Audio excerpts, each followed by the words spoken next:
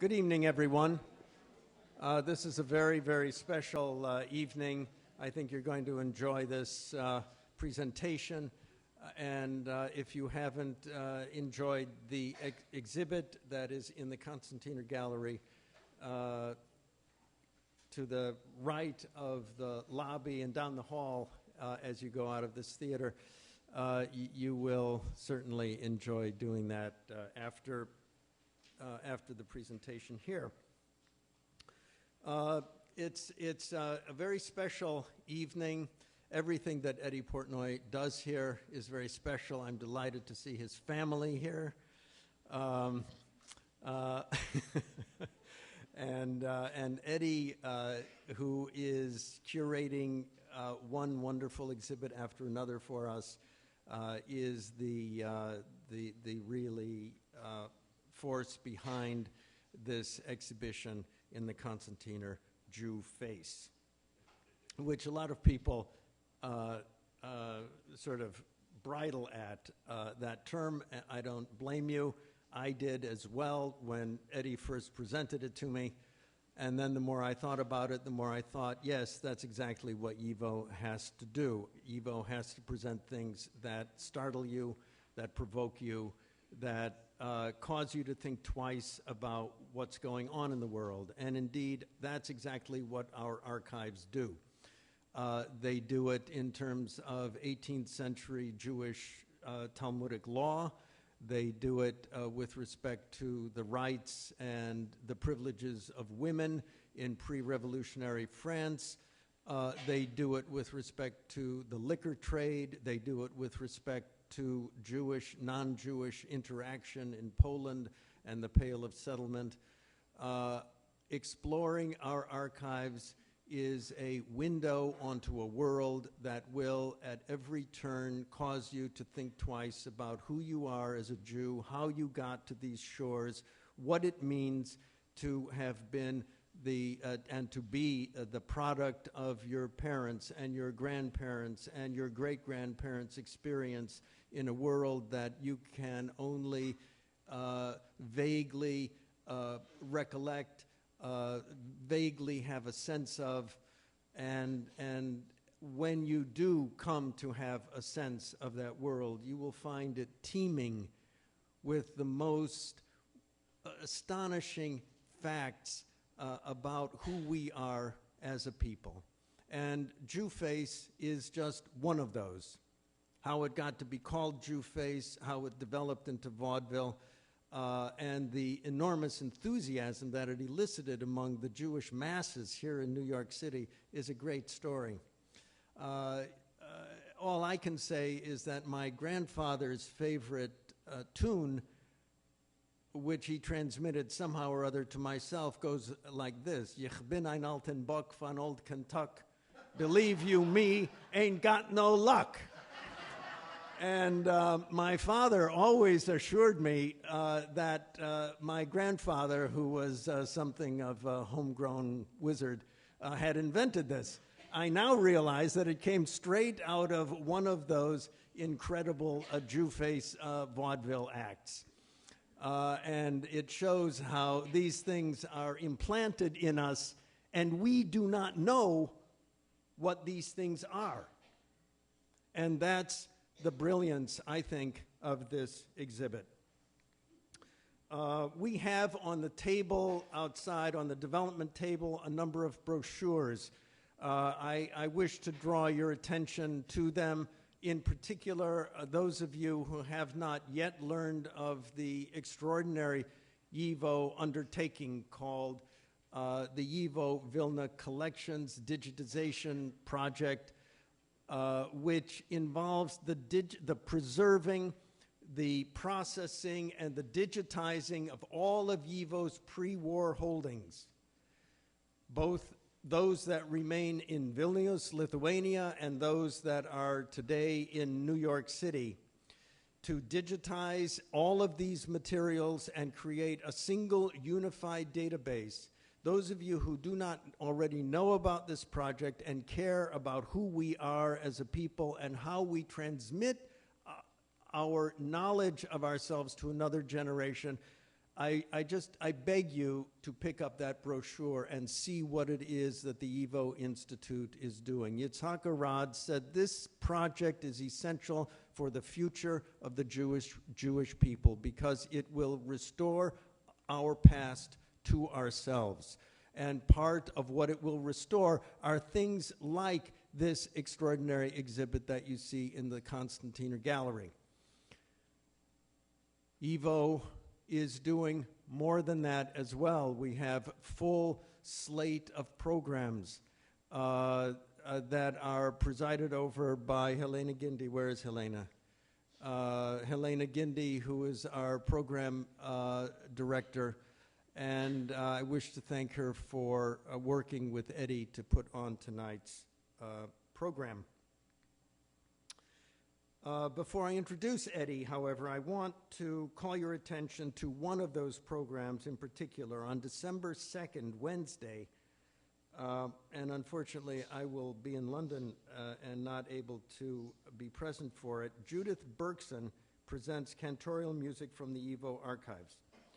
YIVO invited Judith into its archives to work with its cantorial collection because our archives are vast. It includes music, it includes visual art, it includes photographs, it includes film, it includes manuscripts, it includes medical records, it includes the ganze Geschichte. And we invited Judith to come and perform music from our archives along with a premiere of her original work inspired by the collections.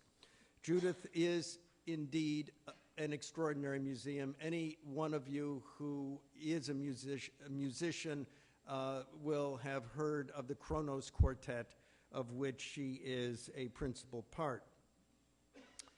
She will perform with her ensemble, which includes Grammy-winning musician Frank London and Cleek Sheary, who performs a very rare style of Irish fiddling. And if you think that's out of place here, I suggest you go and look at the Jewface exhibit. For more information, see the insides of our programs or visit yivo.org. Second, if you like what you see here tonight, I invite you to become a member. I invite you to become a supporter. Moral support is welcome. Financial support is also welcome. We rely on you. We rely on the goodwill of people. We rely on our staff to put on exceptional events like this. And now it's my pleasure to introduce Eddy. I have a whole paragraph here, but he said to throw that out. It was just too verbose. And simply go with Eddy Portnoy is a specialist in Jewish popular culture with graduate degrees from Columbia and JTS. He serves as YIVO's senior researcher and exhibit curator, or something like that. Thank you very much.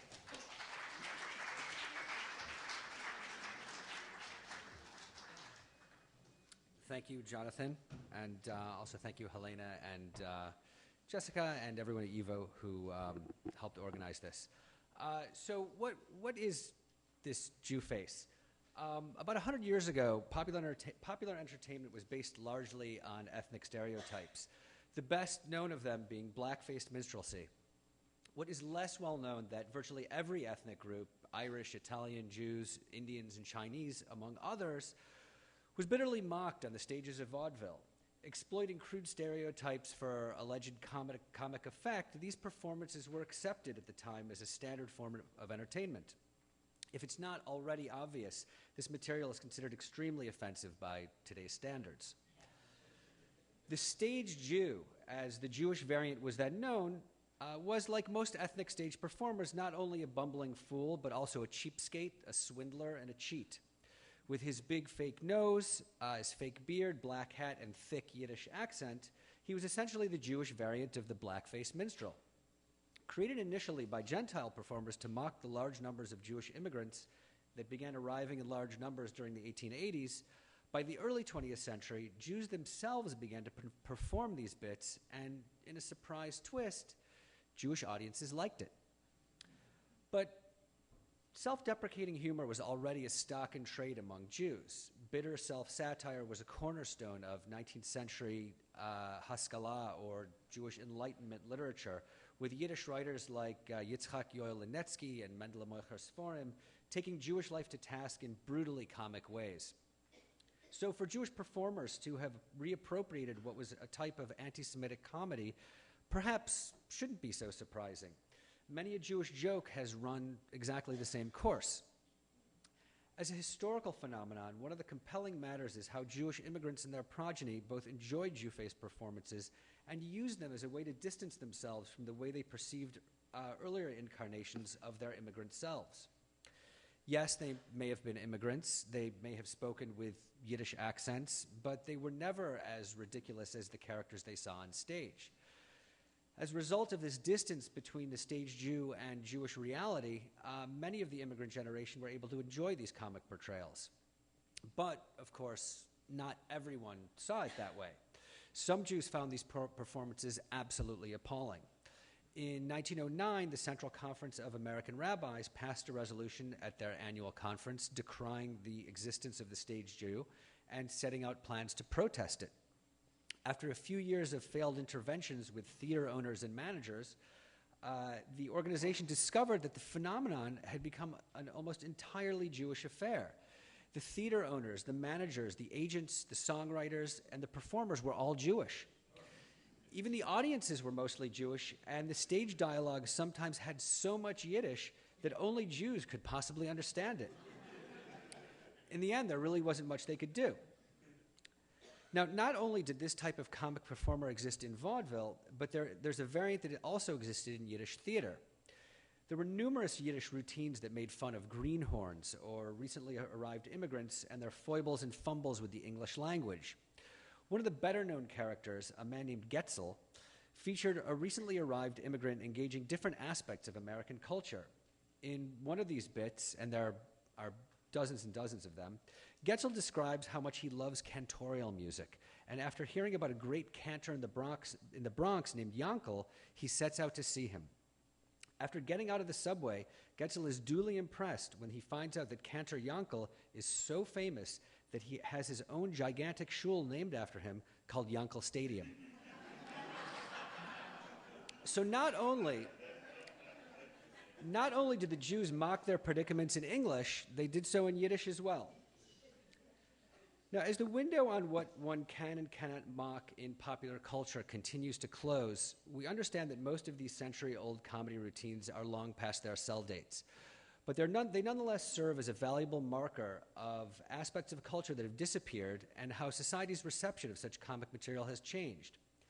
Though the stage Jew began to disappear in the 1920s, Yiddish-inflected routines remained a mainstay of American comedy through the end of the 20th century and represent a remaining vestige of vaudevillian ethnic performance.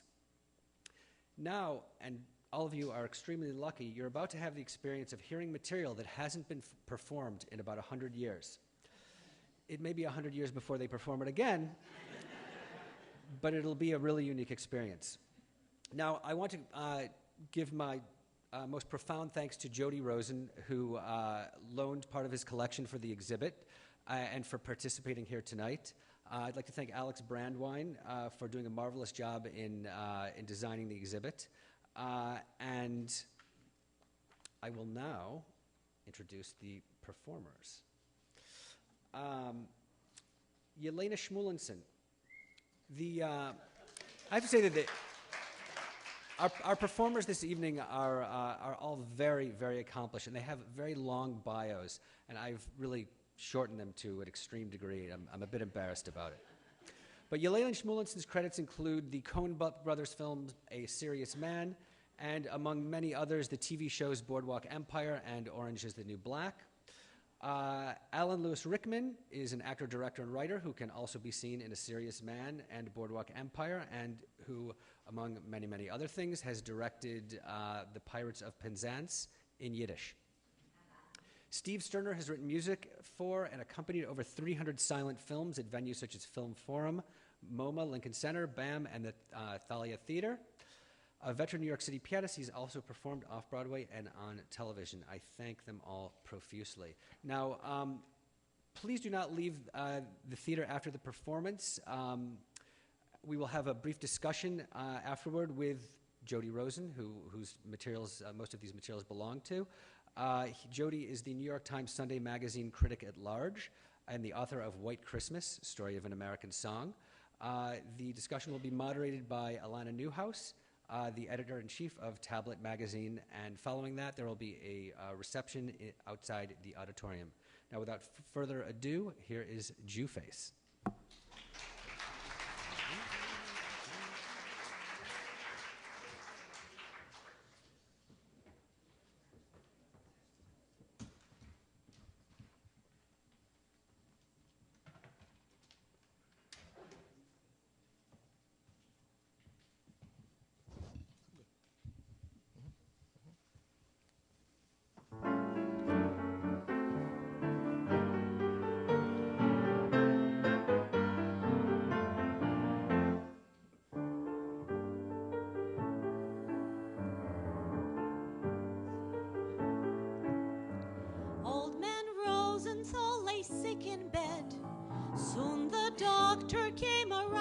Said, "No use crying, the man is dying, he can't live very long.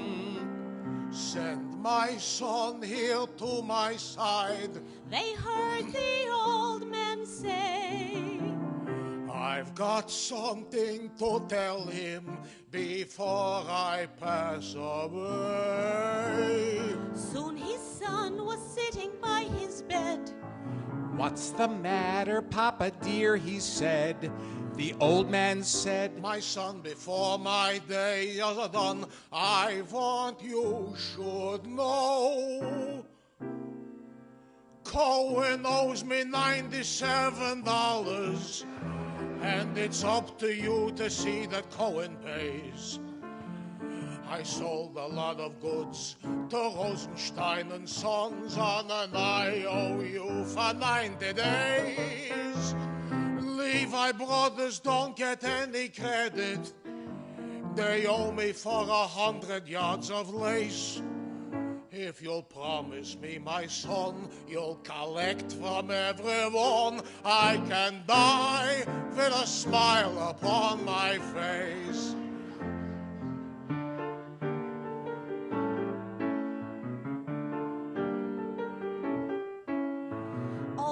Rosenthal is better now. He just simply wouldn't die somehow. He is healthy and very wealthy since he got out of bed. Such a change you never saw. He's got such rosy cheeks. He picks up in just 1 week that should take weeks and weeks. Everyone that knew that he was sick couldn't tell how he got well so quick. They went and asked him to explain how he pulled through. Rosenthal replied, "Cohen owed me $97, and my sonny went and made poor Cohen pay. A bill was owed to me by Rosenstein and Sons, and they settled on that very day.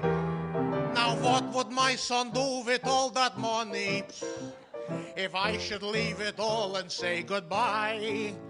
It's all right to pass away, but when people start to pay, that's no time for a businessman to die."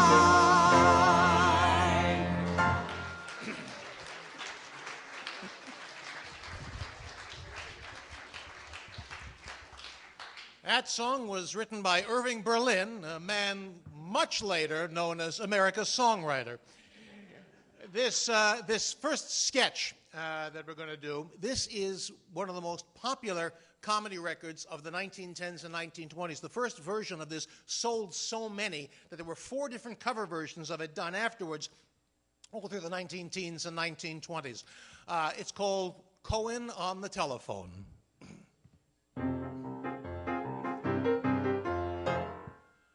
Hello, are you there?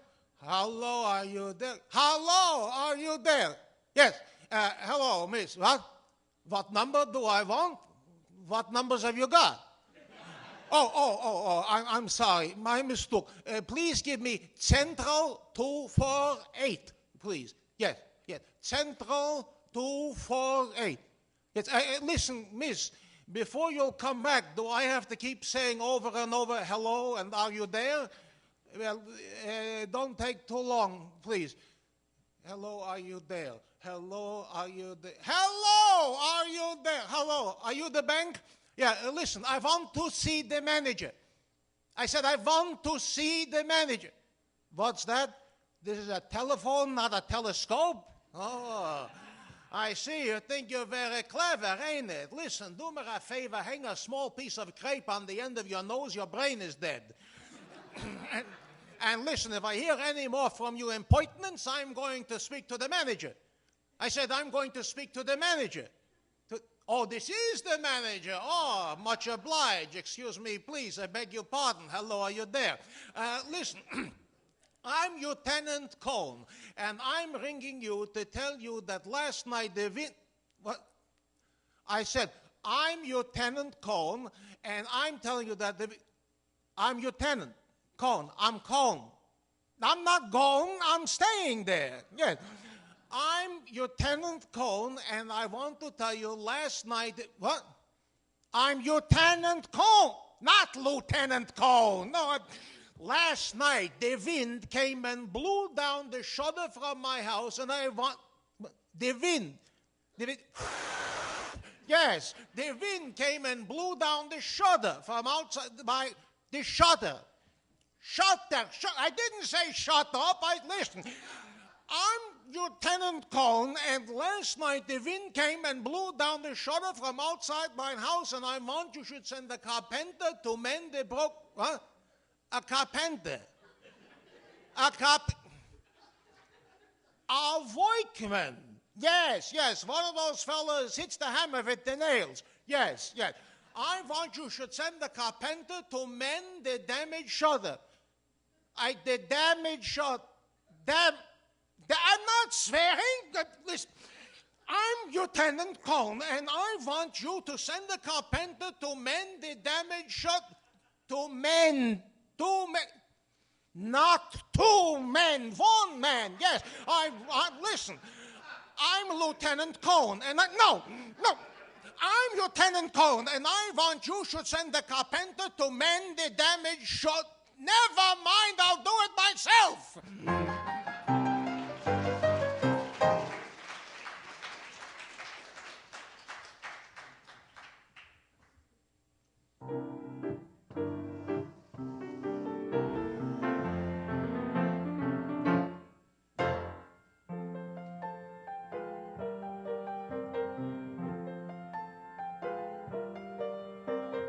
Nathan and Rosalie, they both kept company. They both kept company for 6 long years. And every time she'd ask him, when will you marry me?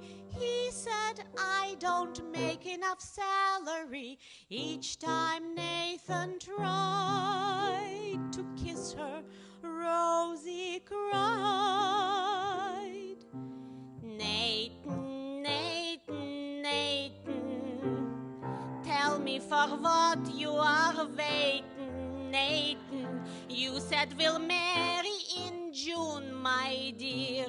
You told me what month, but you didn't say what year. My whole family, they keep asking me, no, when? And I don't know what to tell him, Nathan, Nathan, Nathan. I'm sick and tired of waiting, Nathan.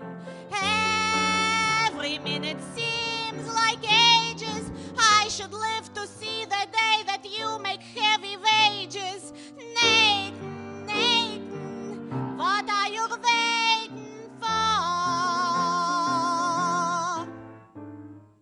Yes, Nathan, you say you love me. It listens good even if you don't mean it. You say if I had the money, I'd buy for you this and I'd buy for you that, if you had the money.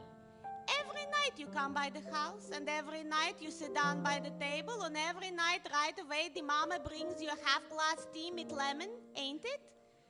Papa also shows you a good time. He tells you a history of his past life. He plays pinochle with you. In fact, he treats you like a regular human being. Every night we go together bis 4 o'clock in the morning. You squeeze my hand, you sit me on your lap, and you kiss me. That don't cost you nothing, ain't it? Papa said if we get married this year, sure, he'll give me a check for $10,000 or $300 in cash. First you said we'll get married in June, then you postponed it until next December, then you said positively next May, and now you're saying definitely next December?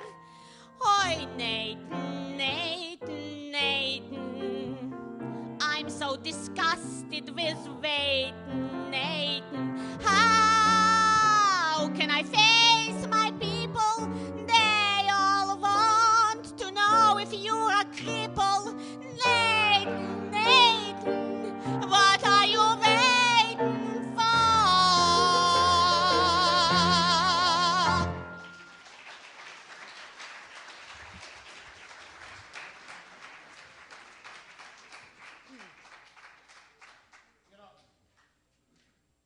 It's a funny thing. Every time I listen to that song, I think, okay, she's engaged to a guy named Nathan, and it's going on for years, and they're not getting married. There might be a musical in that. This next, it never occurred to you? This next sketch that we're going to do is going to be something a little different. This one is going to be in Yiddish. Now, as Eddie alluded to before, there was an awful lot of Yiddish ethnic humor in the Yiddish language that's very, very similar to the stuff that's in the English language. This particular sketch was also quite popular, was recorded a number of times. And in this one, you get the benefit of not just one ethnic stereotype, but 2 ethnic stereotypes, because this sketch is about a Jewish girl married to an Italian guy, and it's entirely in Yiddish. Now, the sketch is about the difficulties they have in their relationship, arguments about what they're going to name their baby, etc. It's loaded with wordplay involving the way he mangles blessings, this and that. Now, usually when we do something in Yiddish, we use super titles to translate it. But with all the wordplay, this would be absolutely impossible to translate. We'd be reading the super titles till about 4 in the morning. So if you don't happen to speak Yiddish, unfortunately, for the next about 2.5 minutes, you're off gehackte Zuris. Thank you very much.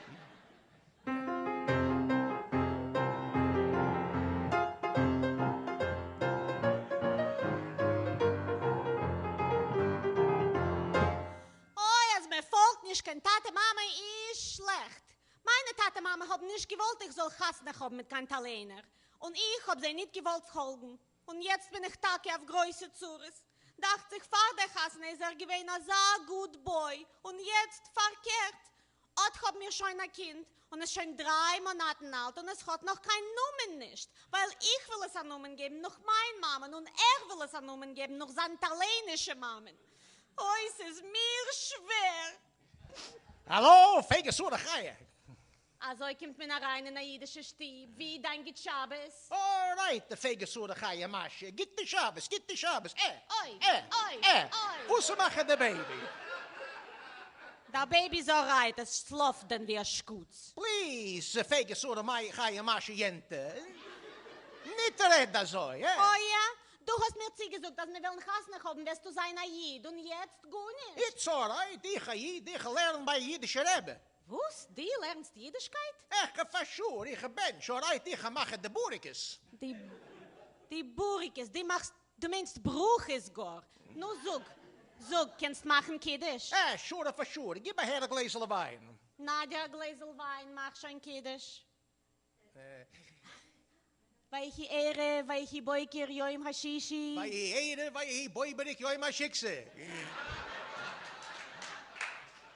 Vayhi hashamayim inurit. My kille, Jemima, she hurts. Bechoil zevum. That's good, eh? Oh, Gewalt, mach schon die Bruche. Sure.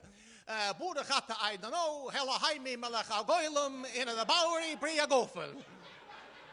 Atsa somburke, Fege so de gaie masche hinter sprinze. Oh, Herr, wer vertrugt sich inmitten Kiddisch, die Bauri mit der Goylem, no? Macht schon Chamoitzi. Geschoor. Boerde gaat de I don't know, hella heimi melacha goylem, moitze legendreert. Lock, zog mi nur, it's nicht entdreht. Hoor, it's in Andreert, atsa the Chinese Jew. Chinese Jew. Same thing. Oi. Genick schon London, meiner. Was wird sein mit Nummern für unsere Kinder? It's all right. Ich gebe a baby an nummer noch meine Mama. Mariana Capitalana Macaroni Magdalena. Das wirst du bei mir nicht ausführen. Ich will dich besser getten mit dir. Hey, you wanna get it again? You break my heart. The fake so ga je maar gente sprinse vrede. Look at my heart. She's making a bang like a fire crack on the 4th of July. I don't care. Ich bin eine jüdische Tochter, die Herrs. Ich Jidoi. Ich stamm von einer feinen jüdischen Mischpuche. Mein Tate ist gewesen 3-mal die Präsidentin Schiel. Mein Mama ist gewesen die größte Tickerin in Budas. Das ist mein Mischpuche. You know what's the matter with mine? Mischpuche. My papa's gewesen a bigger politician. He's gewesen a street cleaner. And my cousin is gehad the organ with the monkey. That's a my Mischpuche. Oi. A teure Jiches, a monkey in der Mischpuche. Ich will, als mein Kind soll haben eine jüdische Nomen. Hey, me no like it, Girga Mirga. That's a funny name. Was ist denn eine schönere Nomen? Mariana Capitalana Cotto Salami mit Macaroni? Hey, nein, fege so de gaie masche jente sprinse vrede. Genendel. Ziesinke, tirinke. Let's make it a half, so 50. Yeah? Halbe nog a meine mama, halbe nog a deine mama. Mariana Capitalana Macaroni Pirka Mirka. All right. Soll sein, chodź kapusta Macaroni mit Kreppler. Habidi Pirke Mirke ist du.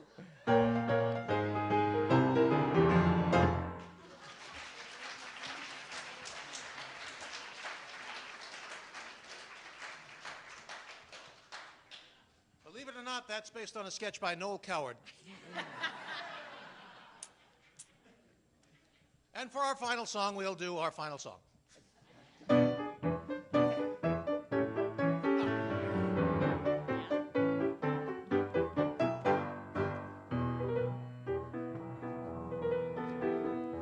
There's a certain girlie called the Ghetto Queen. Dresses fancy, on Delancey Street she rules supreme. How she vamps the fellows, honest it's a treat. She looks like Theda Barra. All except her feet, vamping Rose, there she goes with her fancy clothes. Goodness me, can it be my what class she shows? Then she flits to the Ritz where she sits and sits. And she acts like a room and bath. She'll have tea and lemon. She wears a gem from the 5 and 10. With her flash and her dash, she gets all the men. She don't care for a heart, she just tears it apart. That's why they call her Vamping Rose. Vamping Rose, there she goes in her fancy clothes. Goodness me, can it be? My, what class she shows. Then she flits to the Ritz where she sits and sits. And she acts like a room and bath. She's got indignation. She wears a gem from the 5 and 10. With her flash and her dash, she gets all the men. When they call on the phone, she makes out she ain't home. That's why they call her Vamping Rose.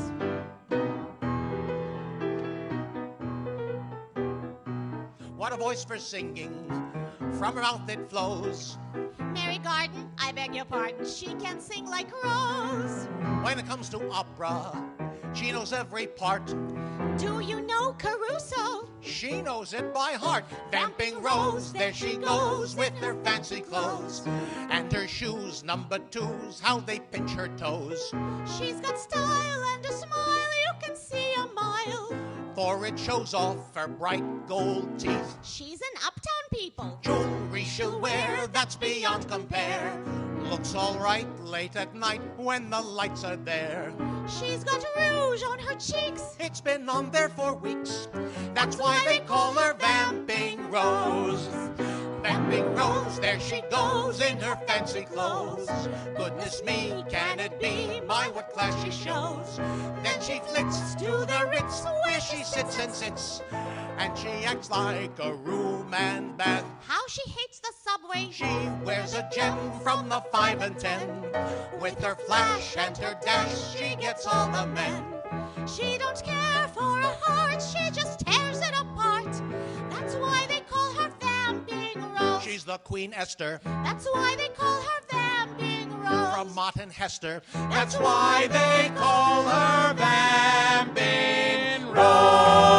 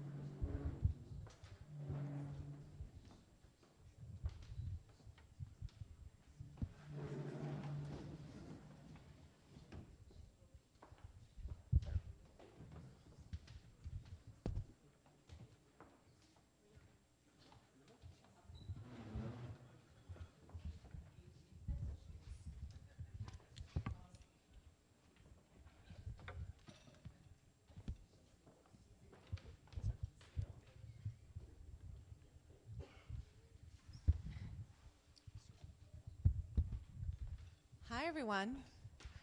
Hi, I'm Alana. I'm the one that's Alana on stage. This is Jody Rosen and Eddy Portnoy. Thank you. Well, you all seem to have really enjoyed yourselves, so it's my job to actually put... Yes. But I wonder if you knew what you were listening to, because the songs that are part of this whole time period are actually quite complicated. And what I thought we would do is, I really would like for Jody to just give us a tiny bit of a sense of what the actual messaging of the songs were and what you think what were they transmitting, and then I'll ask you a little bit about what you think the audience was hearing in them. Okay. Well, maybe I'll give a little backstory about how I came to this genre, because this is I think gets at the question you're asking in kind of a backdoor way.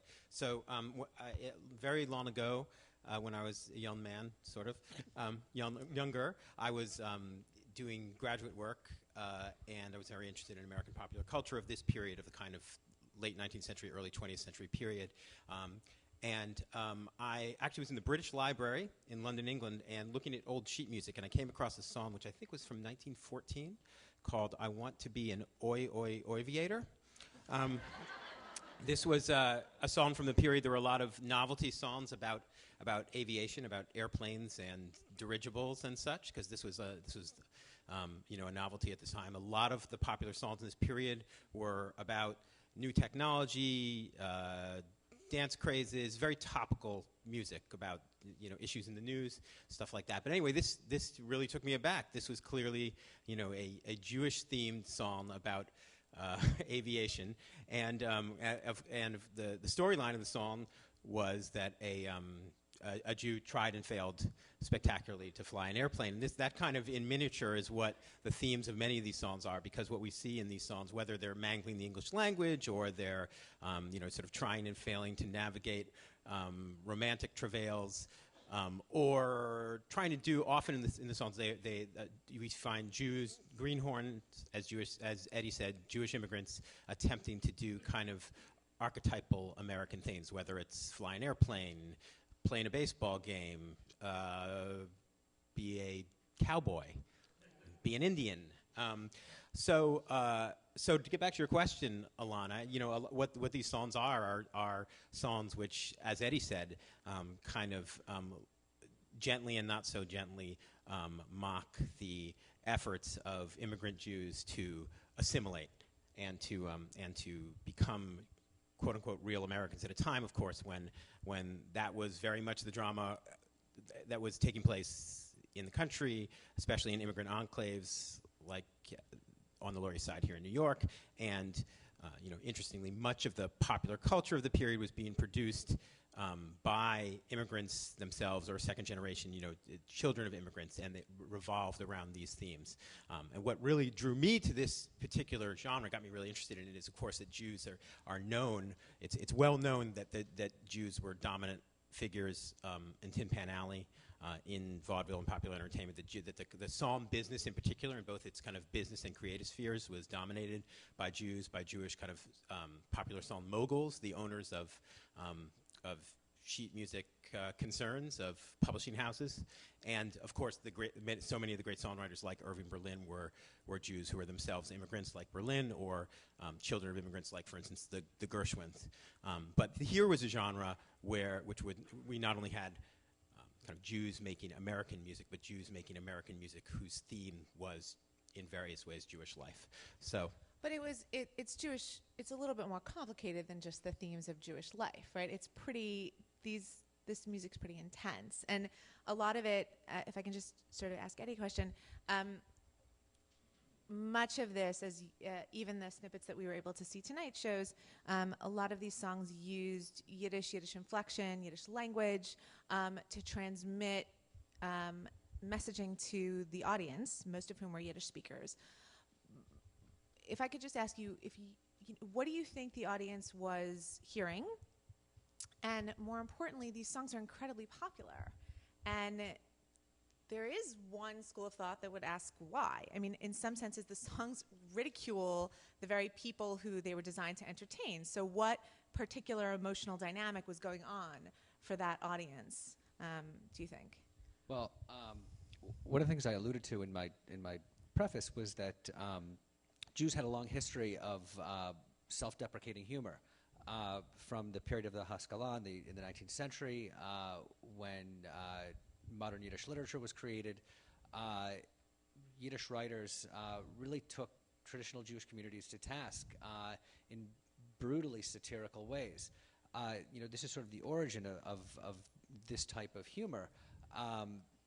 When you wind up in America, Yiddish became. I mean, first of all, when between 1880 and 1924, about 2 million Jews, mostly Yiddish-speaking Jews, came to America. That created an enormous critical mass of Yiddish speakers in New York City. You had 4 to 5 daily Yiddish newspapers, Yiddish theater. You had an enormous Yiddish culture here, and non-Jewish New Yorkers heard Yiddish on a daily basis. And in fact, I've seen articles in the Yiddish press that talk about that interview Gentiles who live in Jewish neighborhoods who speak Yiddish, because that's the lingua franca, that's the vernacular of the neighborhood. And all of this gets exposed in this type of entertainment. And because all of these immigrants are fumbling with the English language, it becomes a foil for comedy. It's, anyone who has learned a foreign language has invariably made mistakes in that foreign language, and very often they're funny. Now, when they saw the stage Jew, when they saw this performed on stage, the characters were often buffoons. And like I said, it created, the Jewish viewers were able to create a distance between these ridiculous stage Jew characters and their own Jewish reality, which was not nearly as extreme or absurd.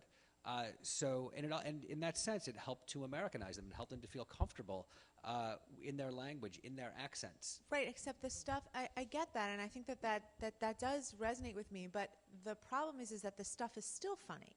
And it's still funny now to an American Jewish community that's entirely assimilated. So then my question to both of you, frankly, is what's the resonance still of it? Is it because it feels like it's part of a larger tradition that people feel connected to? Or did it flip? Is it playing off something else where now it makes us feel connected to tradition, not so much to assimilation? I mean, because you have an audience here, there may be immigrants or non-English speakers in the audience, but a lot of the people, in fact, some of the people I know here who were laughing, who I saw, are Americans. So what is it about these songs that is still so resonant? Well, Jews like Jewish jokes, okay? And in fact, it's not only Jews who like Jewish jokes, Gentiles like Jewish jokes. We know this because so much of American popular culture for the last century plus is comprised of Jewish jokes, right? So you can draw a straight line from this tradition straight through to, well, certainly you can draw it to Fiddler on the Roof. If I Was a Rich Man, what is that? That's a Jewface song of a sort, right? And you can certainly draw the character of the kind of, Jewish schlemiel straight through from vaudeville to Woody Allen to Seinfeld to Larry David. So this is not a tradition that's dead. I think one of the reasons, and I mean the other thing I'd step back and say is that a lot of these jokes are just funny. They kill, right? So if a joke is a joke, if it's a good joke, it manages to resonate a century on. But to go back to what Eddy was saying, I think one way to look at the complexity of these songs and the way they were working. Yes, as Eddy said, the context of this is American popular culture at the time where everybody's being made fun of very coarsely and very roughly. There's kind of like a hazing that's happening in American popular theater in particular, which was really the centerpiece of pop culture at this time, and the center and also the big venue for popular song. So you've got songs about Irishmen that are in dialect, songs, as Eddy said, about, quote, wops that are in, Italian themed songs. And right on down the line, you name an ethnicity, they're made fun of. There's a big tradition of rube songs, okay, about people, bumpkins, that is, people from the country coming to the big city and pratfalling in various ways. And of course, the most popular and ubiquitous form of this were the blackface, quote-unquote, coon songs at the time, which is really a very complicated question and also is really at the root of all of American popular music then and since. Why does blackface feel to me so much more complicated than Jewface? Is it because I'm Jewish?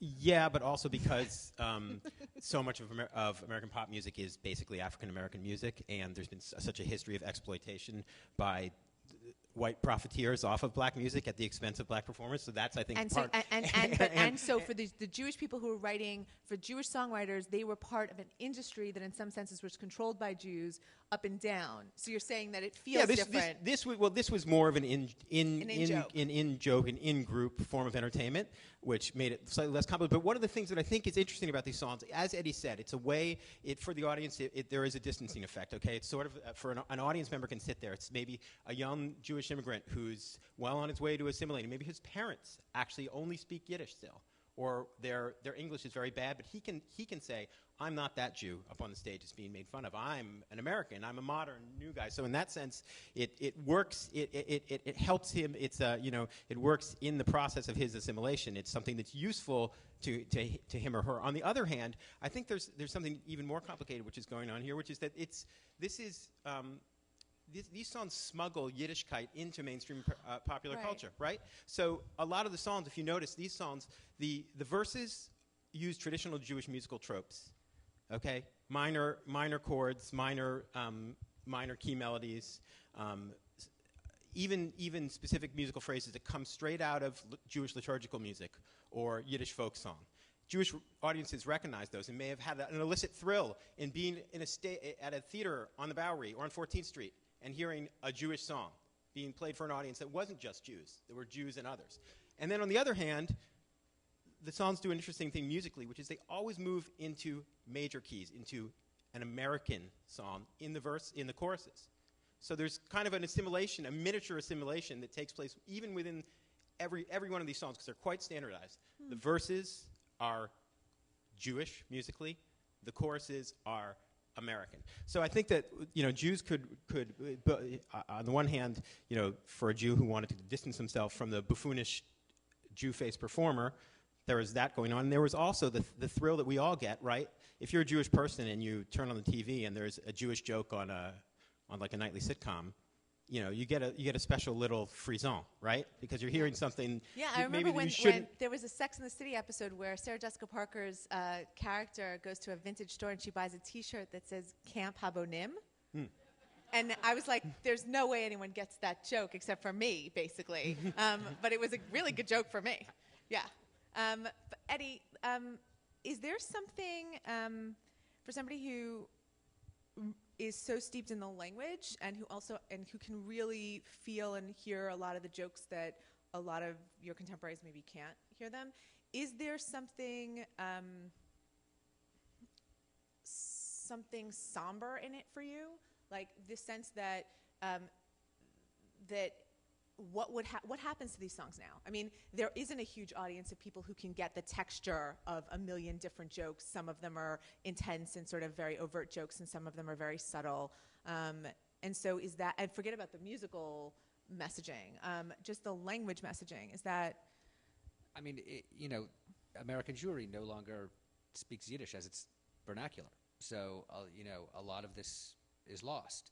But it's like anything, and it's like any aspect of history and culture. You know, people. There's actually a terrific book that came out a few years ago called American Cornball, and it's an encyclopedia of things that are no longer funny in American culture.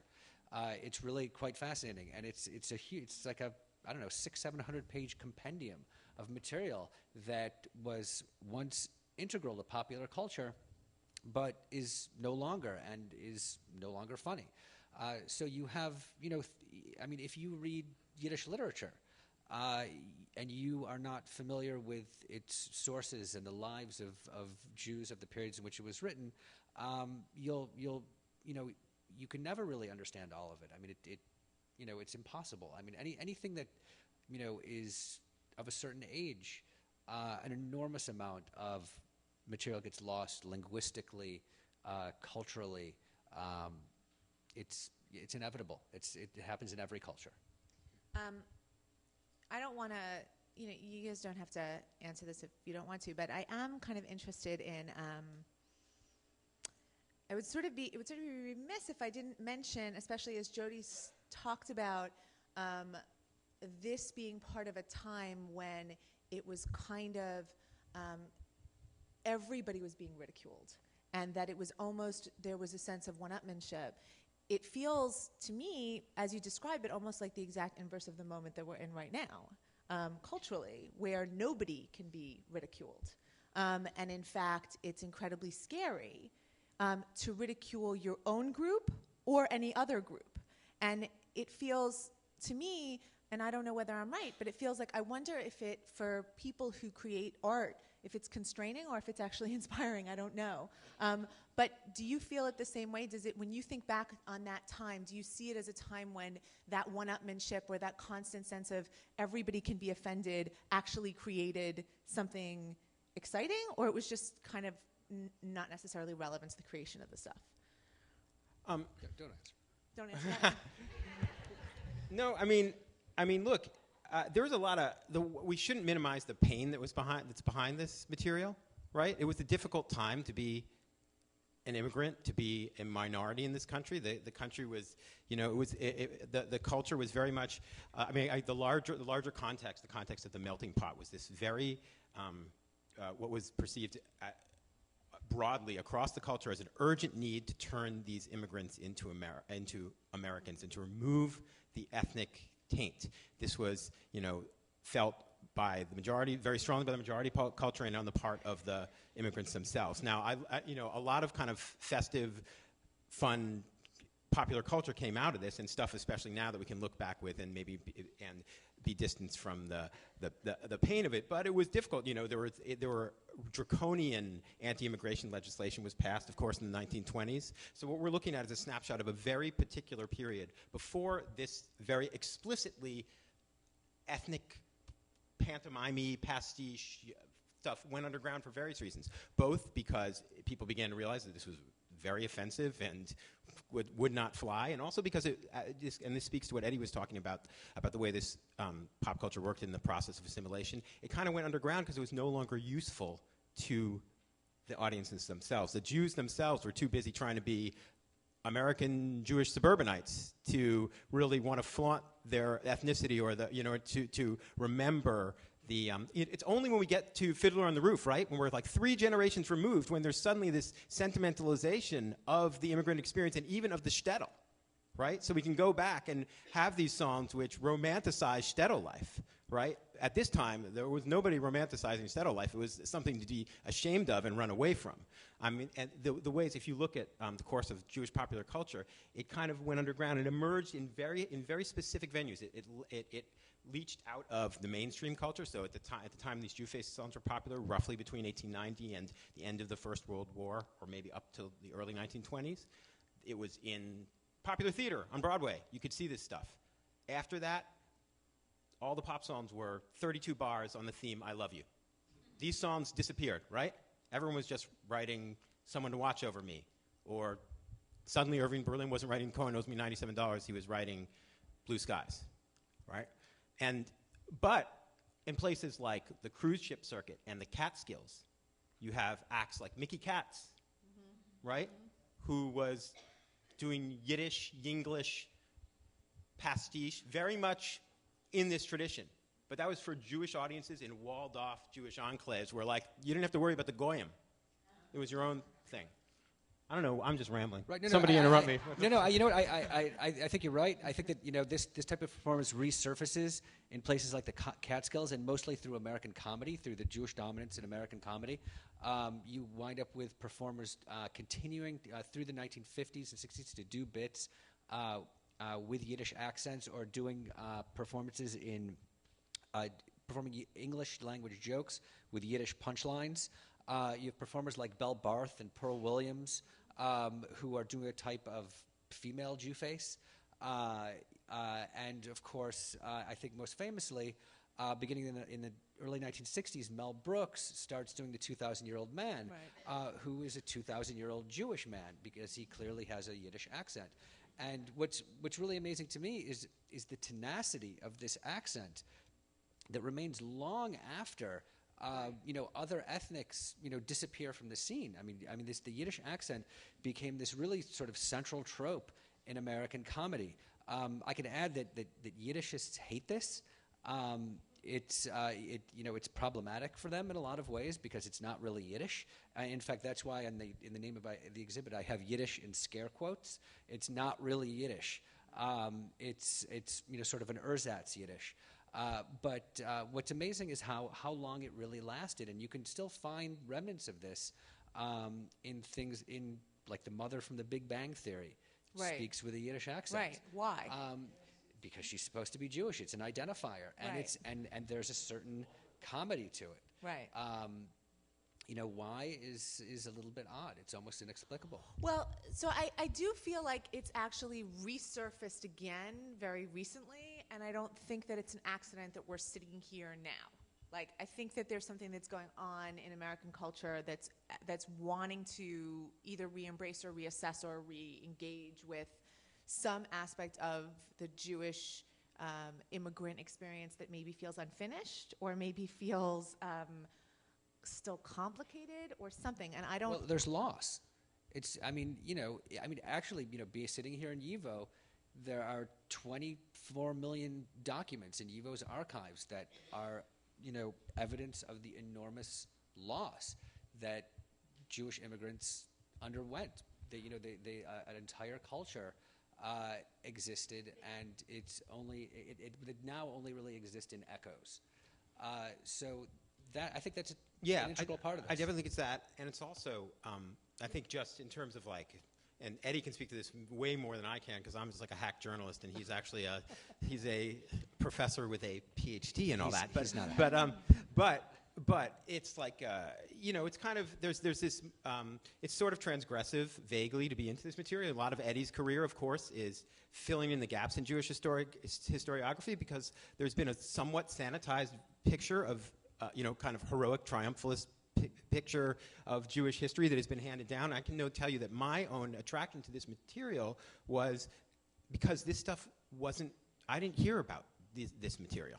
You know what I mean? I, of course, knew about other Irving Berlin songs, but I really didn't know that much about Cohen Owes Me $97, et cetera. And by the way, Berlin was a prolific writer of this material, perhaps the most prolific, certainly the most prolific well-known songwriter who did this stuff, but other songwriters whose names, or at least whose songs you may know, did this. And it's interesting how many great illustrious Jewish performers of this period worked in this, did Jewface stuff, and maybe some even got their start that way. Al Jolson, as a child performer on vaudeville, Al Jolson and his brother did a Jewface 2-act. They were both young kids who did Jewish dialect performances, a little bit like the wonderful performances we saw up here, including the not just the songs but the dialogues. Also, Sophie Tucker performed this. You can see an inset photo of her on one of the sheet music covers out there. Fanny Brice famously did this stuff, as I'm sure some of you know, and really got her start doing this. And the list goes on. One of the things that most interested me, and here's a very neat way that this stuff sort of haunts American pop music and popular culture to this day, and you could say Jewish music. One of the things that I discovered when I started looking at this sheet music was there's a song out there. One of the most offensive sheet music covers you'll see out there is for a song called "When Mose with His Nose Leads the Band." Okay, so this is about a Jewish kind of John Philip Sousa type band leader, right? Who he doesn't need a conductor's baton because his nose is so big, so he uses the schnoz as a baton. Okay, very anti-Semitic. Okay.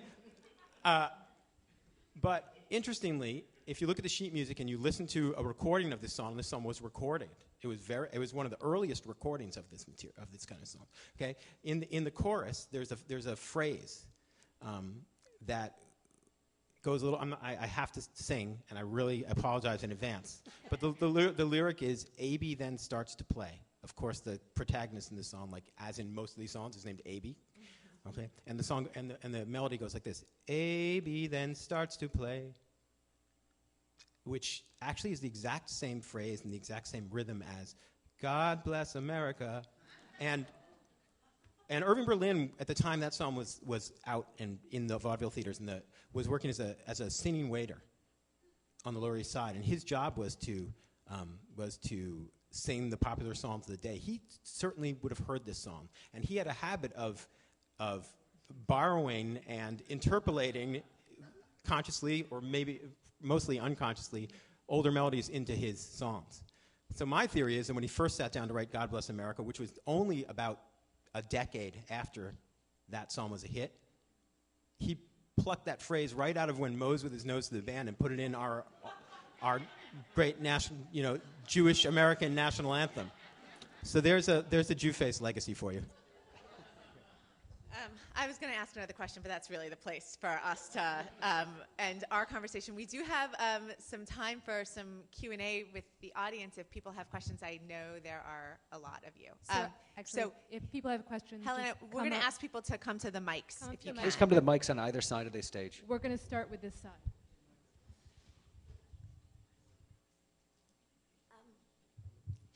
I just wonder if Jody would go on a bit. You had started to talk about Coonface and how it relates to Jewface, because I really know nothing about Coonface other than Al Jolson is not popular at Yale anymore. Okay, well the term of art was blackface. Okay, but the songs were like the genre. They were called coon songs. Very offensive term, both then and now. From the basically the end of the Civil War on up, this was the staple form of American popular culture. It was the most popular stuff in the country. There were touring troops. I mean, I don't want to bore you, nor can I do justice to like a real capsule history of blackface minstrelsy. I can only say that, minstrel acts were like the big hit acts on the popular stage for decades. And if you think about somebody like Stephen Foster, the great American songwriter of the mid-late 19th century, Irving Berlin's hero, his songs are, so many of his most famous songs are written in dialect, are written from the point of view of a now freed slave, looking back fondly and sentimentally on the lost, on the pastoral South and how great life was on the plantation. Okay, So these songs were virulently racist songs, which were extremely popular, and they were almost entirely performed by white performers who, of course, blacked up, who put on burnt cork and impersonated African-American characters.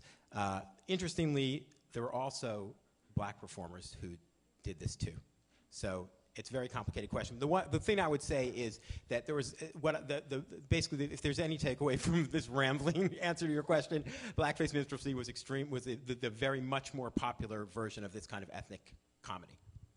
Right, just to add to what Jody said, as part of the exhibit, there's a small image of a song called Darktown Strutter's Ball, which is written by Shelton Brooks, which is a blackface song written by an African-American man. And so that sort of connects it to the concept of Jews writing and performing Jewface. Yeah, and probably the most popular, the first African-American major popular music star was a guy named Burt Williams, who some of you may have heard. And Burt Williams was an Afro-Caribbean immigrant who was hugely popular, and this was the kind of staple material that he performed. And interestingly kind of subverted in various ways. But Yeah, right here. I was wondering if you could say something about Sid Caesar and the Marx Brothers, who I believe were all Jewish, seem to have come out of this tradition in every way, except their material, by and large, was not Yiddish-based. So I'd just be interested in their genesis and how they got to where they were, because they had a major impact on American comedy for a large part of the 20th century. Sure. Well, you know, the Marx Brothers, the Ritz Brothers, the Three Stooges, all of these troupes came out of vaudeville. They all came out of the same circuits, and they weren't ostensibly Jewish, although all of them had what you could call Yiddish moments in their routines. You know, Groucho famously sings, you know, "Did someone call me Schnorrer?" The Three Stooges did this much more extensively. If you watch the Three Stooges shorts, there's really a fair number of Yiddish moments in their bits that are really, you know, as they developed their acts, especially when they began to be filmed, when they understood that their acts were for, you know, much wider audiences than New York audiences, who, you know, all of whom understood at least a little bit of Yiddish, they snuck Yiddish in as kind of inside jokes for their audiences, and it's almost as kind of an homage to this genre. Right. Yeah. A possible connection between the work presented today and later work of Woody Allen and Larry David, that Jody pointed out, immediately comes to mind, of course.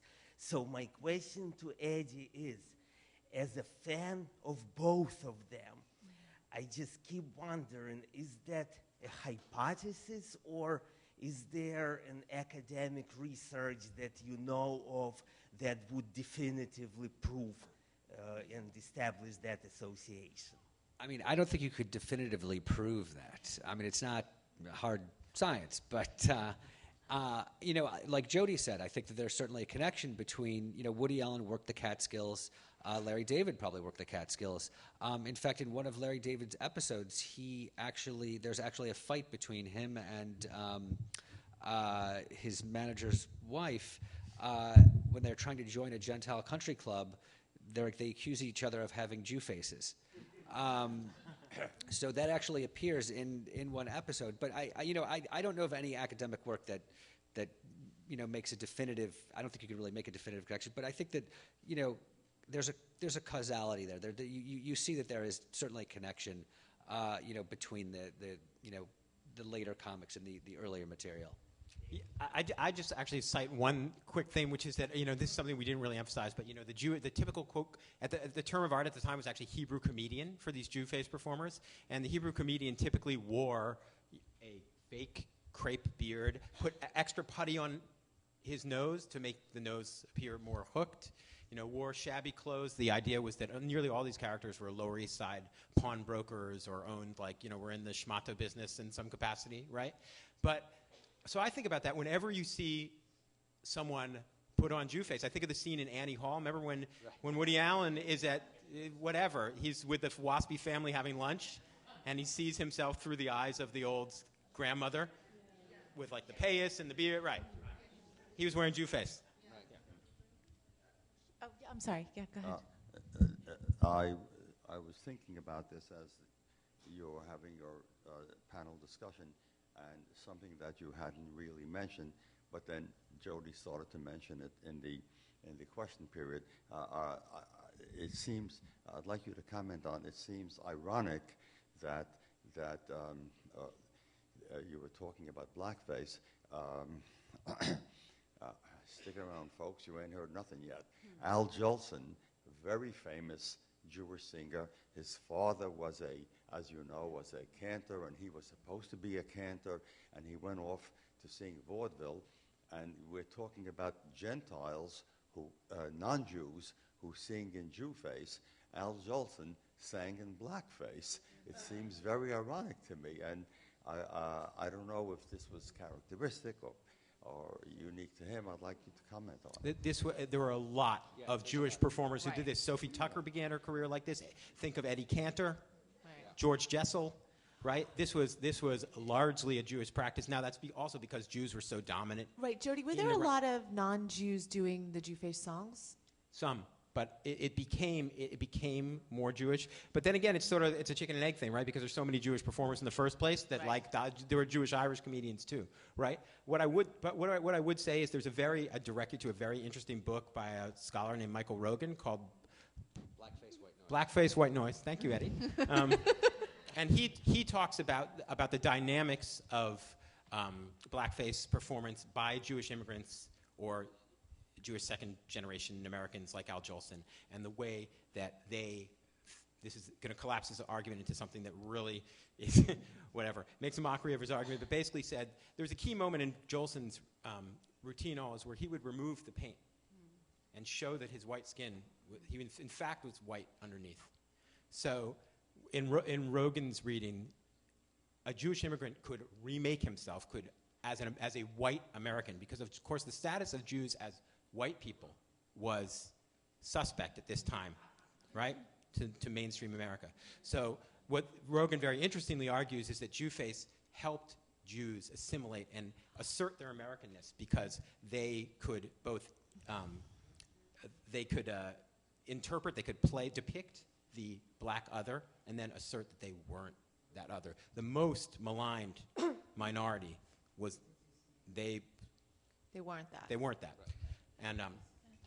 And also the other thing, of course, is that what scholars say is that there are similarities between, like, for instance, motifs in blues music between different intervals in the blues and Jewish cantorial tradition, and that the expressiveness of both African American and Jewish music has a lot of consonances, and so that there was some think that there was like a sort of natural affinity both musically and, I don't know, what have you, mystically, spiritually, between black Jewish modes of performance. I don't know. Yeah. Actually, when I was doing research for this, I found a statistic that claimed that Al Jolson, after the Jazz Singer came out, Al Jolson was the most popular white actor in the African American community. Just one last thing I'd add, which is that a lot of these performers and songwriters and stuff like that, their fathers were cantors. Irving Berlin, Al Jolson, Harold Arlen. Yeah, and Yip Harburg, who wrote the lyrics to Over the Rainbow with Harold Arlen. So it wasn't unusual. Yeah. So a couple of things. One thing that I just happened to find out this morning, someone sent me apparently a rarity, which is a Chaim Tauber Yiddish disc that was called Negro Boy.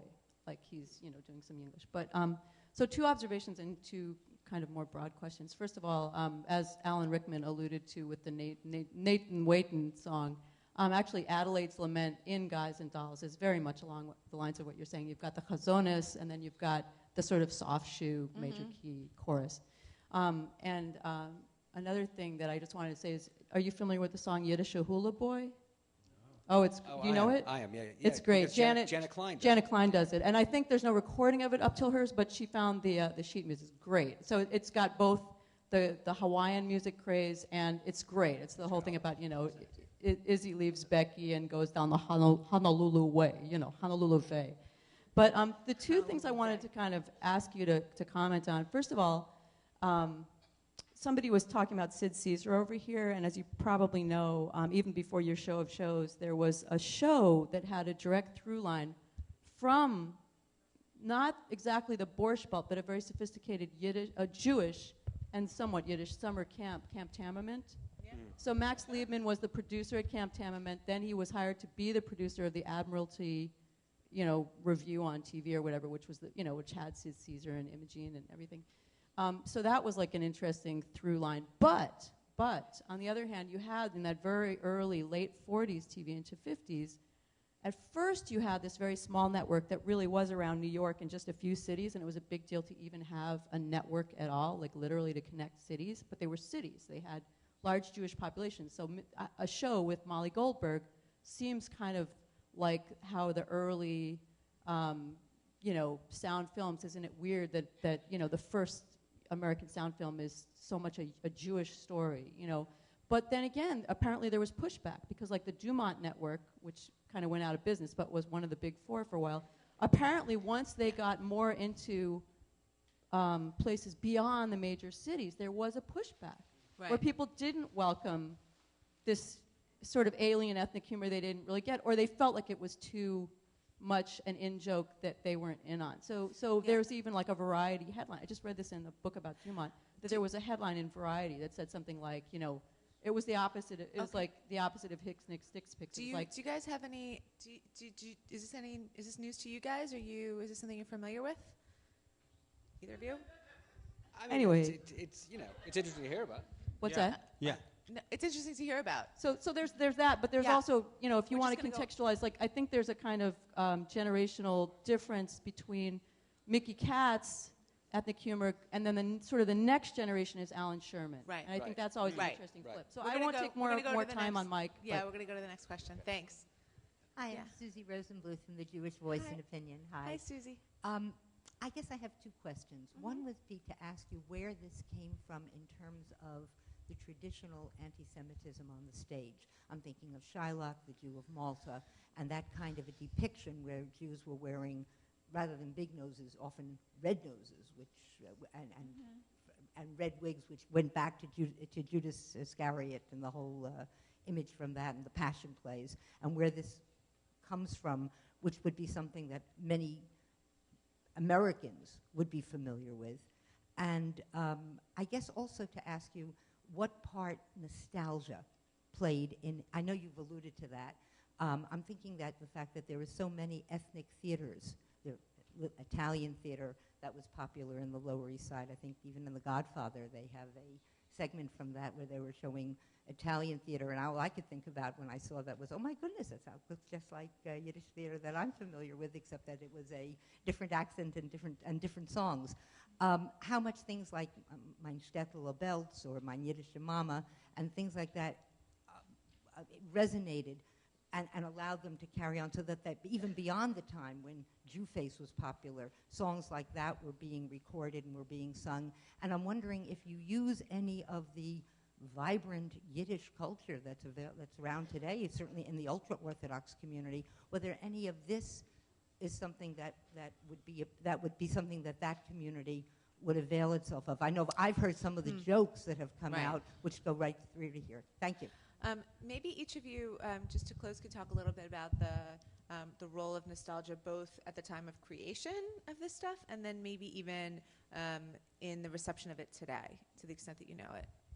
I mean, I think that nostalgia certainly plays a significant role, although in regard to the Jewface material, I don't, I mean, for instance, in Yiddish material, my Yiddish Mame, my Shtetl Belz, all this kind of stuff, that nostalgia plays a significant role because Jews were here in America to stay. They weren't going back to Eastern Europe to live. Whereas, for instance, Italians, something like 40% of Italian immigrants returned to Italy. Right. But the Jewface material, like Jody said, that one of the first sheet music cover he found was "I Want to Be an Oiviator." This is not nostalgic at all. This is, this sort of expresses a look to the future, and what's more, a Jewish future.